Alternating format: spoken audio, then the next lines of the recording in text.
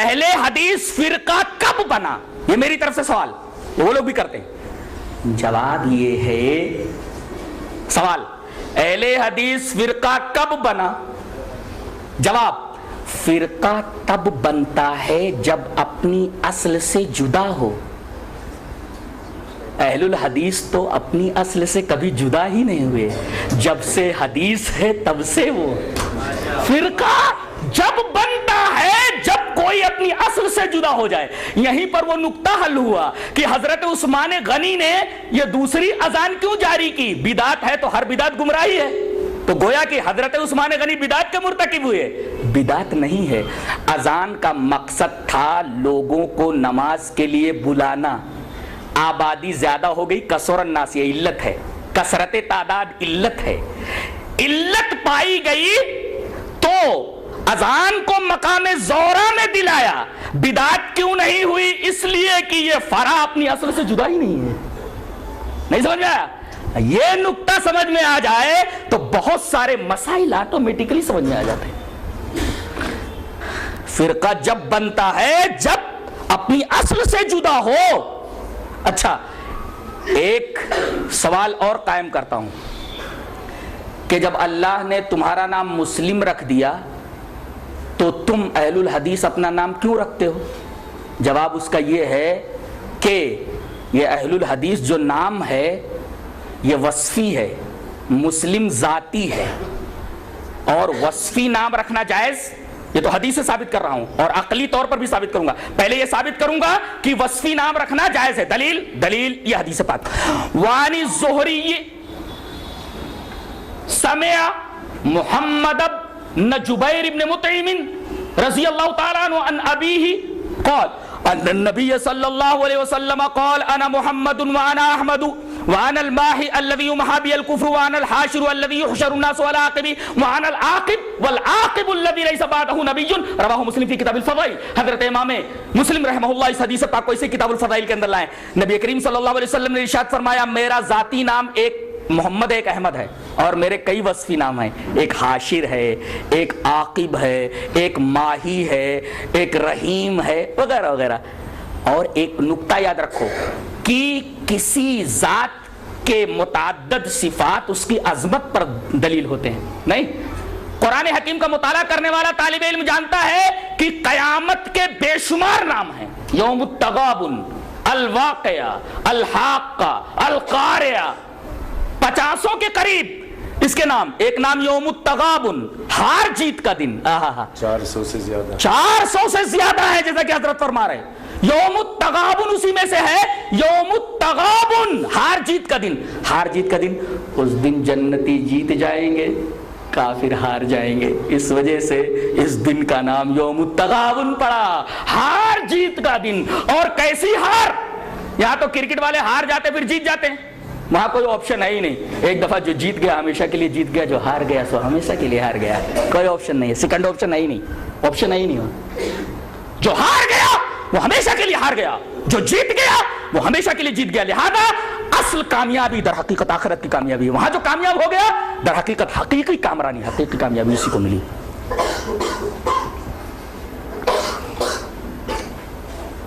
تو کسی چیز کے متعدد نام، متعدد اسما، اس کی متعدد صفات اس چیز کی، اس ذات کی عظمت کی دلیل ہوتے ہیں۔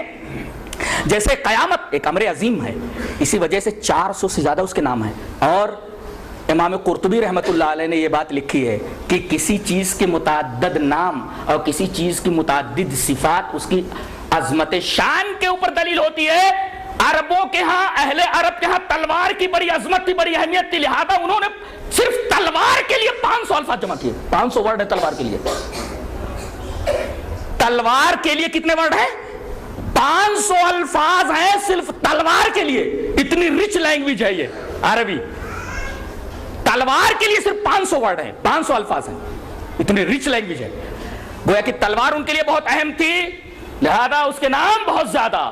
اسی وجہ سے اہل الحدیث کبھی اپنے آپ کو اہل الحدیث کہتے ہیں، کبھی اصحاب الحدیث کہتے ہیں، اور کبھی سلفی کہتے ہیں، اور کبھی محمدی کہتے ہیں۔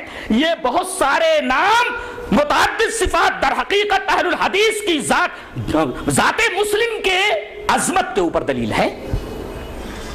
اس وجہ سے انہوں نے کئی نام رکھ لیے. اچھا مسلم نام اللہ نے رکھ دیا تو آپ نے وصفی نام کیوں رکھا؟ اس لیے کہ حدیث سے ثابت ہے وصفی نام رکھنا، جیسا کہ نبی کریم صلی اللہ علیہ وسلم کے ذاتی نام بتائے گئے اور اس کے بعد آپ نے اپنے وصفی نام بتائے، تو وصفی نام رکھنا جائز ہوا. اب منطقی دلیل یہ کہ اگر ذاتی نام کوئی ہے اور اگر وصفی نام رکھا جائے تو یہ جو وصفی نام ہے یہ ذاتی نام کا معرف ہو، مقسم نہ ہو. لفظ یاد رکھا جائے، ذاتی نام کا معرف ہو، مقسم نہ ہو، تعریف کرنے والا ہو، وضاحت کرنے والا ہو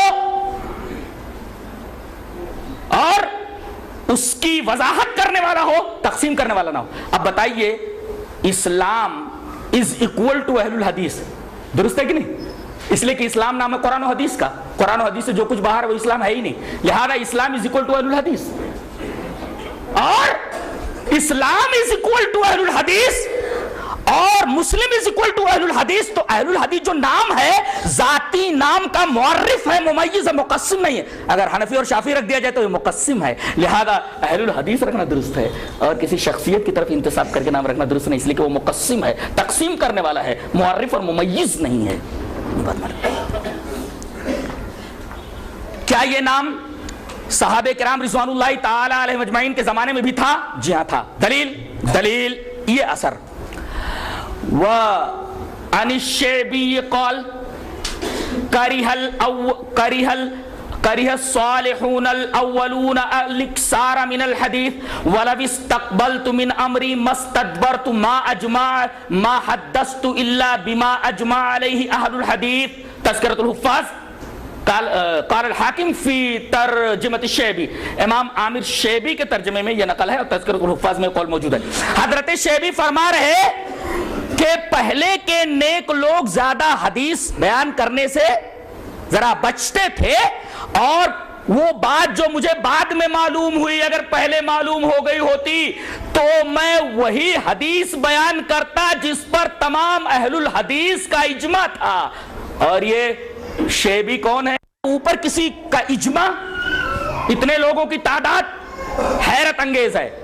جی چاہتا ہے کہ اس پر بھی ایک حدیث آپ کے سامنے میں پیش کر دوں. حدیث اس طرح وعن عبداللہ رضی اللہ تعالی عنہ عن النبی صلی اللہ علیہ وسلم قال خیر الناس قرنی ثم الذین یلونہم ثم الذین یلونہم ثم یجیء اقوام تسبق شہادت احدہم یمینہ ویمینہ شہادتہ قال ابراہیم وکانوا یضربوننا علی الشہادت والعہد. رواہ البخاری فی کتاب الشہادات. حضرت امام بخاری رحمہ اللہ اس حدیث پاک کو ایسے کتاب الشہادات کے اندر لائے. راوی حضرت عبداللہ بن مسعود ہیں. حضرت عبداللہ بن مسعود فرماتے ہیں کہ جناب محمد رسول اللہ صلی اللہ علیہ وسلم نے ارشاد فرمایا سب سے بہترین زمانہ میرا زمانہ جب تک آپ حیات ہیں.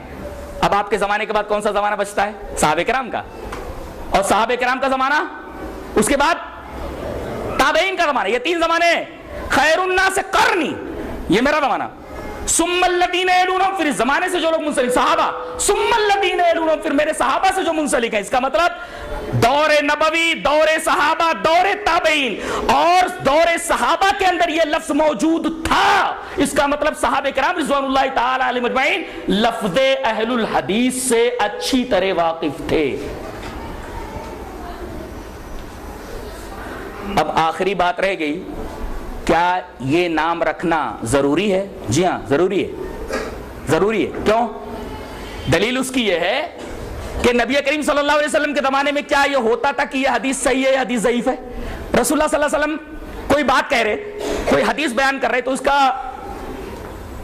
مطلب یہ تھا کہ جو کچھ آپ بیان کر رہے ہیں وہ سب صحیح ہے. آپ یہ تھوڑی کہتے تھے کہ یہ بیان کر رہا ہوں یہ حدیث صحیح ہے حدیث ضعیف ہے. اور صحابہ کرام بھی یہ نہیں کہتے تھے کہ یہ حدیث صحیح ہے حدیث ضعیف ہے. اچھا بعد میں جب صحیح حدیثوں کے اندر ضعیف حدیث گھس گئی تو فقہاء نے، محدثین نے کہنا شروع کر دیا کہ یہ حدیث صحیح ہے حدیث ضعیف ہے، تاکہ معلوم ہو جائے کہ صحیح حدیث کیا ہے ضعیف حدیث کیا ہے، تاکہ لوگ ضعیف حدیثوں کو چھوڑ کر کے جو انسانوں نے گڑھ لی تھی نبی کریم صلی اللہ علیہ وسلم کی حدیث کے اوپر آ جائیں. تو آج پہلے مسلمانوں کے مقابلے میں صرف کافر تھے تو اور نام رکھنے کی ضرورت نہیں تھی، لیکن آگے چل کر کے جب بدعتیں پھیلی تو مسلم کے ساتھ ساتھ اہل السنہ نام رکھا گیا بدعتیوں کے خلاف، اور سنت کا پتہ چونکہ حدیث سے چلتا تھا لہذا اہل الحدیث انہوں نے نام رکھا، اس لیے کہ اہل السنہ ہو ہی نہیں سکتا کوئی جب تک کہ اہل الحدیث نہ ہو، اس لیے کہ سنتوں کا پتہ حدیث ہی سے چلتا، کوئی سنت ڈھونڈنی ہو تو آپ کہاں ڈھونڈیں گے؟ حدیث ہی کے اندر تو ڈھونڈیں گے۔ اس کا مطلب اگر کسی نے کہہ دیا اہل الحدیث تو اہل القرآن بھی ہو گیا، اہل السنہ بھی ہو گیا، محمدی بھی ہو گیا، سلفی بھی ہو گیا، سب کچھ ہو گیا۔ یہ لفظ اہل الحدیث بہت جامع ہے، یہ در حقیقت ممیز ہے دیگر تمام ان فرقوں کے مقابلے میں جو اپنی خواہشات اور اپنی اہوا، اپنے آرا، اپنے خیالات فاسدہ اور اپنی افکار کاسدہ کے اوپر قائم ہیں۔ ان سے تمیز دینے کے لیے یہ نام رکھنا ضروری ہو گیا ہے، جیسے کہ محدثین کے اوپر یہ ضروری تھا کہ بتائیں کہ یہ حدیث صحیح ہے یہ حدیث ضعیف ہے، تاکہ لوگ صحیح اور ضعیف کے درمیان فرق کر کے تمیز کر کے حدیث سے صحیح کے اوپر عمل کریں۔ ایسے ہی ضروری ہے کہ لوگ یہ نام رکھیں۔ آج لوگ کہتے ہیں کہ یہ نام در حقیقت ایک فرقہ ہے۔ بہت غور سے سنو، لے کر جاؤ، آج یہاں سے لے کر کیا جاؤ گے؟ یہ آخری بات۔ ایک صاحب نے کہا کہ 4 ہی تو فرقے ہیں، یہ 5واں کہاں سے آیا؟ میں نے کہا کہ 4 فرقے کون سے؟ بولے کہ ایک سمندر ہے۔ بولے ہاں سمندر ہے، اس سے 4 نہریں نکلی تو پانی تو وہی ہے، پانی تو وہی ہے۔ ایک سمندر ہے، 4 نہریں نکلی، امام ابو حنیفہ رحمۃ اللہ علیہ کی نہر، امام شافعی کی نہر، امام مالک کی نہر، امام احمد، 4 نہریں نکلی، یہ 5واں کہاں سے آیا؟ میں نے کہا 5واں وہی سمندر ہے۔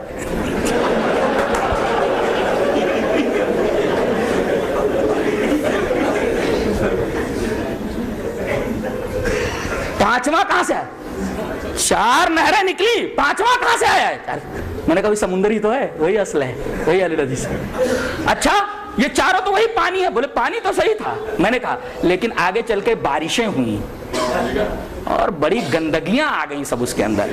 اب اگر صحیح پانی اور صاف و شفاف پانی پینا تو سمندر کی طرف رجوع کرنا ضروری ہے۔ اب وہ آیت کریمہ پڑھ لو، تقریر کا اختتام، یا ایھا الذین آمنوا اطیعوا اللہ واطیعوا الرسول واولی الامر منکم فإن تنازعتم فی شیء فردوہ الی اللہ۔ اگر پانی گدلا ہو جائے تو گدلے پانی کو چھوڑ دیا جاتا ہے، ڈائریکٹ کنویں کی طرف، اصل کی طرف رجوع کیا جاتا ہے۔ وہی مطلب ہے فَإِن تَنَازَعْتُمْ فِي شَيْءٍ فَرُدُّوهُ إِلَى اللَّهِ وَالرَّسُولِ۔ اللہ تبارک و تعالی ہمیں نیک عمل اور اچھی سمجھ کی توفیق عطا فرمائے۔ وآخر دعوانا الحمد للہ رب العالمین۔